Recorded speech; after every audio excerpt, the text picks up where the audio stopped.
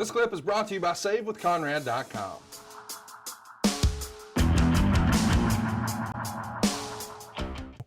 Let's get back to the chamber, though, and let me tell you what Dave wrote. He says, the chamber matches in no way compared to chamber matches of the past.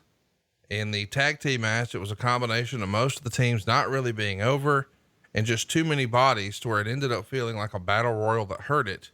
The IC title chamber match ended up a mess because things weren't scheduled to happen. The impression I have is that Sheamus was originally booked to win, but it was changed late to Ryback. We'll get into the booking change perhaps, or whatever happened there later. But this concept of the Elimination Chamber feels like, I heard Cornette years ago say, well, sometimes you have a match that needs a stadium. Other times you have a stadium that needs a match.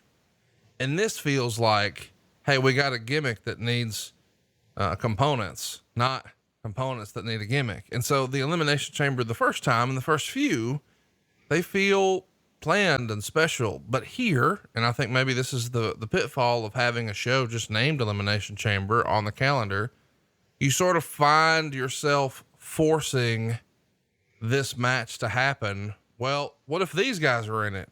Not, man, we've got something so white hot, this is the only answer. What's your take on that? You just pretty much laid out the key to booking. When you have a match like that, and trust me, there's no soft spot to land. It is a dangerous, dangerous setting. No place soft to land. It's very unforgiving. But in the past, and I'll just start here, when you had one of those matches and you had all top guys that had angles going into it, now you had a setting, you had a story, and you had something that I want to buy. But the minute you started adding a second one to the same show, there's only so many things you can do inside that apparatus. And that's it. I mean, it's the same setup. It's the same, like I said, it's the same apparatus. And you can only do so many things in there. When you have more than one of those, one's going to take away from the other, or they're both going to take away from each other. And you don't just use that match as a gimmick to just put a bunch of guys in there that have no story, have no heat, have no reason for being in that particular match. It's like one of my favorite matches, thank God I was never in one, was like a TLC match. Well, when you headlined a pay-per-view and that was the match with the TLC being in a very, very prominent place, it was special. But then if you put a second one, you're seeing some of the same stuff from earlier to later in the show. Same thing with this match. And they just, it looked, from my memory, they just put a bunch of guys in these two matches on this particular show thinking that the cage would sell it. And it can't be that. It's got to be your stories have to sell it. And you know those guys are all trapped in there, and there's going to be some justice for some. There's going to be some bad situations occur for other guys, and it's very dangerous. Somebody may get hurt, or a bunch of somebodies may get hurt. Now it becomes interesting, but just throwing a bunch of names in there is not the right way to go, I don't think. And they found out that they diminished what that meant. You used to get a gasp when you said, I'm going to take on so-and-so in the Elimination Chamber. It was like Hell in the Cell. It was like, whoa, geez. Not so much, I think, as you overexposed it. Yeah, I hate to be that way, but it does feel like, this shouldn't just be a calendar event. Like, well, it's April, must be WrestleMania. Or, hey man, it's August, here comes SummerSlam.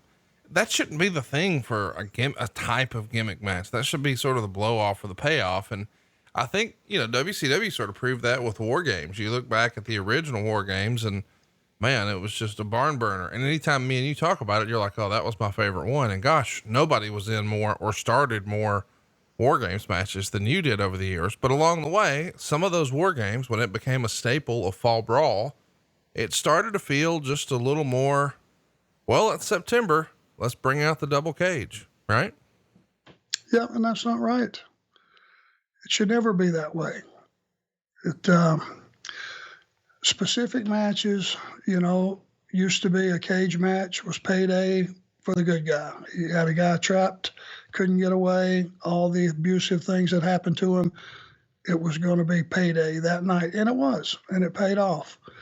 And if you had a street fight, you meant it was going to be out in the crowd, it was going to be all over the building, and it was just going to be wild.